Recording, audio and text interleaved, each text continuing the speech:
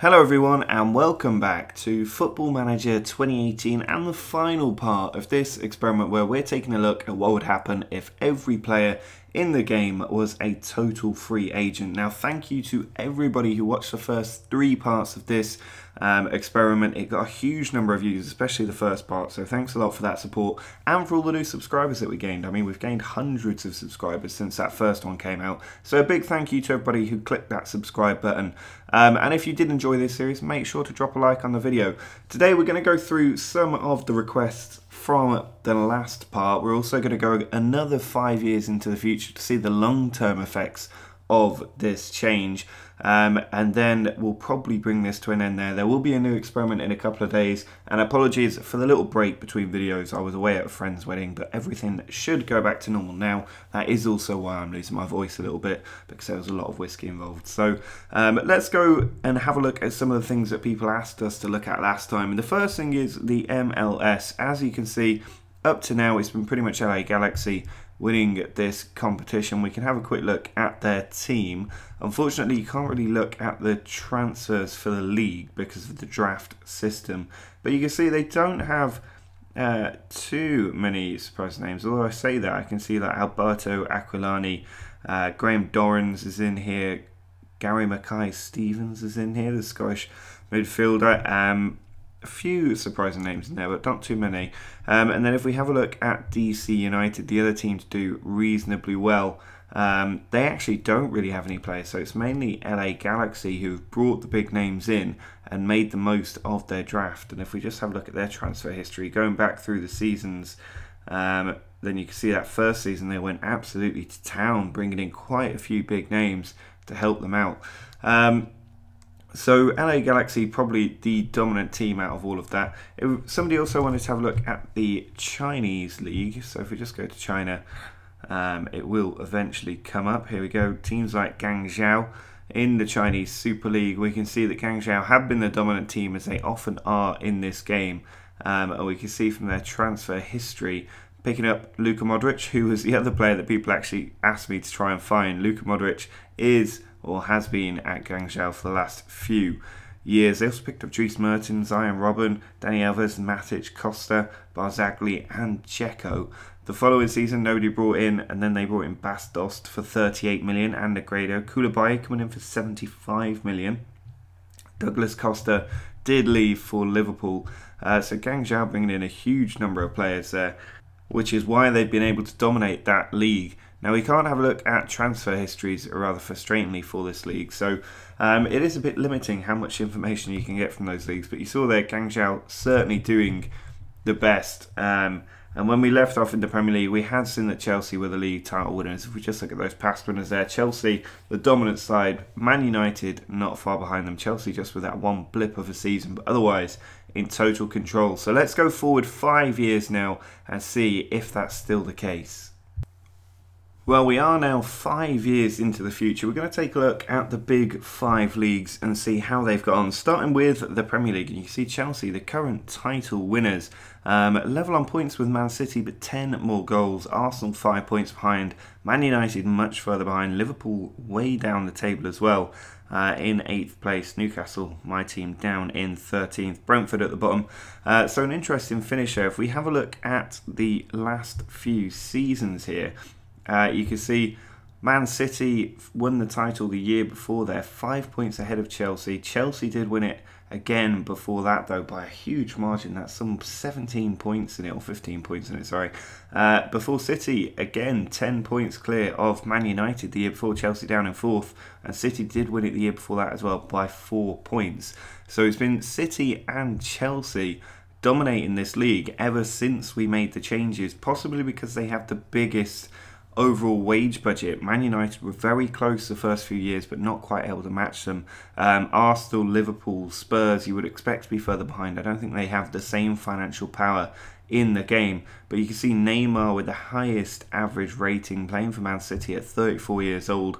He's been there ever since this change started, and he's been getting an awful lot of goals for them as well, helping them do really well. You've got Mike on there as well, or Malcolm, sorry, for Man City. We're getting a really high average rating at 29 now. Top goal scorer is a regen called Mario Medeiros for Everton. You've also got Stuart Rayner for Leicester, the two top goal scorers in the league. And then down at the bottom, you've got Ryan Brewster with 10 man of the match performances for Middlesbrough as well. So Man City and Chelsea, the dominant sides. If we have a look at Chelsea's squad right now, I don't think there'll be too many recognisable faces, although you can see quite a few here actually. But you can see Kai Havertz, Patrick Cutrone up there, Julian Jimenez, who's 23, probably a regen. Dele Alli's in there, Thomas Lemar, Ruben Neves, Gelson Martins is in there, Laporte, Umtiti, Raheem Sterling still there as well. So Chelsea with a really strong squad, which shows why they've been doing so well in the league. Now let's have a look at the Bundesliga next, who've managed to get up to second place in the rankings, toppling La Liga. And if we go back to where we left off in around the 21-22 season, you can see Bayern winning the league there, 5 points clear, 1 defeat, Wolfsburg doing well as well. Bayern win it the next year, again ahead of Wolfsburg, 2 points clear. Following season, just 3 points in it. And then finally Wolfsburg dropped down to third place as Dortmund takes second, but Bayern still winning up. And finally we see Wolfsburg win the league, 3 points clear of Bayern. Breaking that dominance and getting their first title for 7 years there, Wolfsburg, after Bayern completely controlling this league. But we can see that Wolfsburg have completely reinvented themselves as the possibly second best side in Germany, and they've got this guy Seierveld, who is almost certainly a regen, up front getting them the goals. Diawara is in there, they've got Vignato in there, Upamecano in there, budget that I know I have. Hulk, who is not the Hulk we know and love, he is a regen. Thiago Maia, though, we do all recognise, wonder kid of the past. Joshua Kimmich is in there, Bentaleb's in there, Talisca. They've got a very strong side, and that's why they've been able to compete with Bayern over the past few years. And if we have a look at Bayern, currently captained by Philippe Coutinho, they do have Moise Kean in the team as well. They've got this young German regen worth 84 million in the team as well. Delete is in there, Andre Silva, Kessie, Donnarumma. They picked up the AC Milan contingent as well. Darren Murphy, who is German, not English. But overall, pretty decent side, but you can see why Hamburg were able to win the league, and we're only a few points behind them for quite a few seasons as well. So Wolfsburg doing pretty well there. The only real surprise that we've seen so far, actually, in terms of surprise packages, going for titles. Now, if we have a look at La Liga next, we can see Real Madrid 106 points there. Barcelona not winning the title on 99 points, but Kylian Mbappe, highest average rating, most goals, most man of the matches as well. Harry Kane just slipping to second place in the average ratings. And if we have a look at the last few seasons, you can see Real Madrid with the most recent title. They had 110 points, unbeaten the season before. Won the title the year before that as well, before Barcelona had it, but Real Madrid did take it the year before that. So this has been Real Madrid's league ever since we reset the players. And you can see, looking at their senior squad, they've got Mbappe and Ousmane Dembele in their team, two of the world's best players at this point.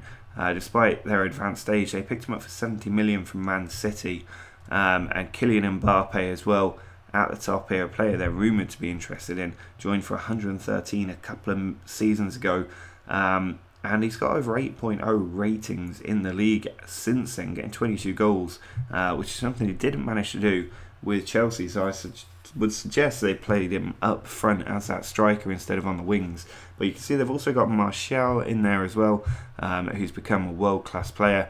He's been there since joining for 105 million. So they didn't even pick these players up on free transfers. They've just signed them as they have become world-class players. And they've still, even now, got an incredible team with the likes of Paul Pogba down here as well.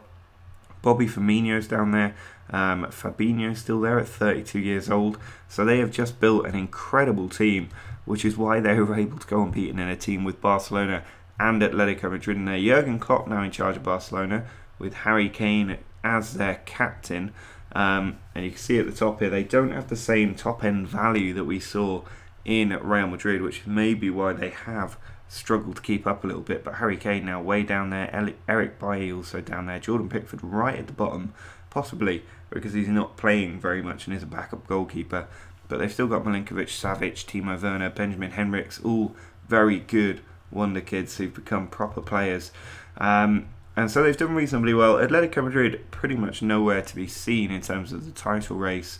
And if you look at their senior squad, you can see they just don't have the depth of value in their team. After Tony Leto, it all drops to below 15 million, and that is not enough strength in depth. They've got quite a few players now over 30 years old, 33, 35, and that's just too old to compete with a team like Real Madrid. So that's the Spanish First Division. Real Madrid are certainly the most impressive side there. In Serie A, we can see Inter, the current champions, ahead of Juventus. If we look at the past winners here, Inter have won 3 of the last 4. Napoli got one as well. Juventus's early dominance certainly broken now.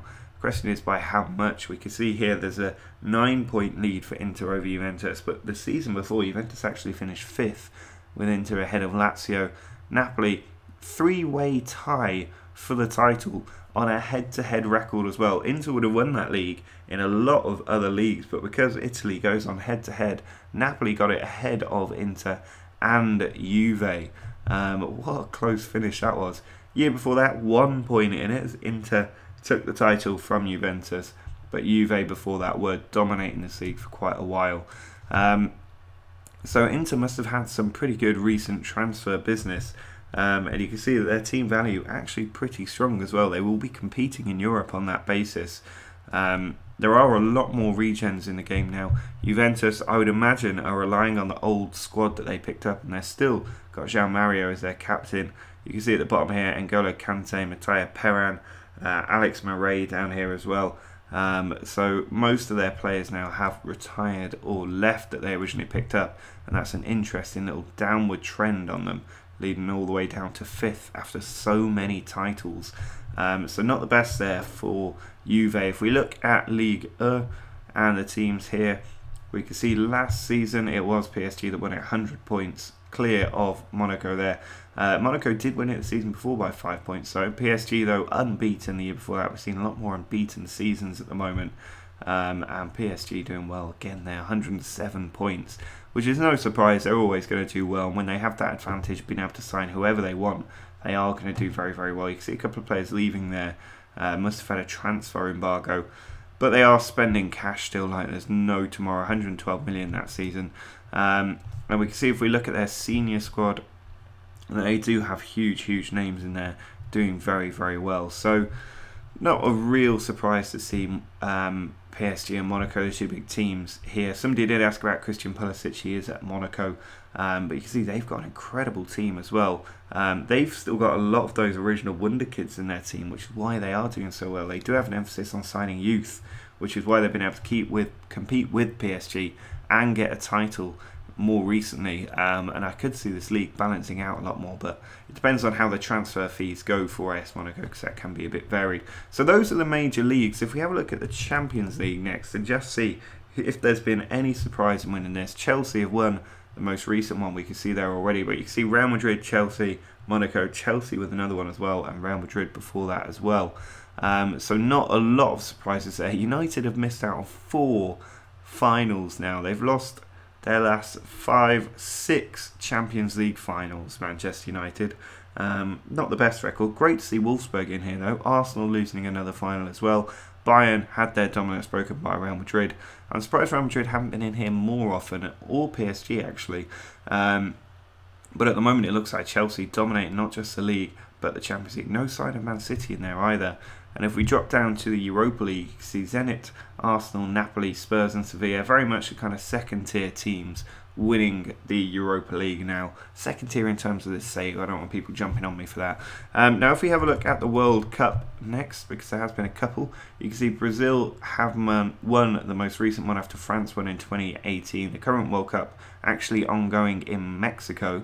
But if we have a look at the stages and drop back to the last World Cup, and maybe go to the quarter-finals, you can see South Africa beat the Ivory Coast to make the semis, Germany beat Italy, Portugal beat Switzerland, Brazil beat Belgium, and in the semi-finals, Brazil easy passage to the final, 4-0 win over South Africa. But in the final, they did beat Germany 2-1 at Melbourne Cricket Ground to take another World Cup title. And at the moment, just in the group stage, still ongoing, a lot of teams still with just a couple of games played. Now the European Championships, if we can get to that, European football champions are France. Now France we all know France have an incredible squad. It's why they won the most recent World Cup. But if we have a look at that quarterfinals, you can see they beat Croatia 4-1. Wales beat Croatia 4-1. France beat Spain 3-2. Holland beat Italy 3-1. Portugal 2-0 over Greece. In the semis, France and Holland. And in the final, France with a 3-0 win there. France do have a sensational team. As we saw before, they've got Mbappe and Dembele up there. Coman, Martial. There's a set of wingers out of this world. A couple of regens in there as well. But overall, their strength in depth just runs straight through the team. If we have a quick look at the England team, given half my audience is English, then we can see that they also do still have a lot of value in here, but they're a lot of regens from Chelsea. Dele Alli, Lewis Cook in there as well. Ryan Brewster for Middlesbrough. Marcus Rashford now at Newcastle, doing very, very well. I'm not sure why he's at Newcastle when he's as good as he is. They picked him up for 21 million from Lyon and just haven't let him go. That is sensible business. Jadon Sancho now back at Liverpool as well. Not too many surprises through this squad. Harry Kane still playing, but not doing too well, the England team, it has to be said.